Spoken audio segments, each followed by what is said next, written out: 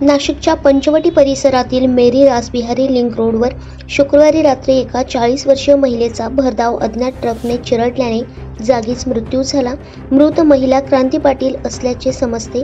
या अपघातात महिलेच्या शरीराचा अक्षरशः चेंदामेंदा झाला आणि मृतदेह पावड्याने उचलावा लागला।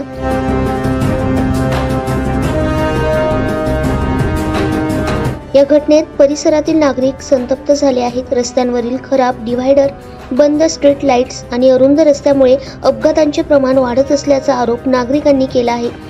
त्यांनी या रस्त्याचा चौपदरीकरण आणि स्ट्रीट लाईट्स चालू करण्याची मागणी केली आहे। दैनिक भ्रमर, नाशिक।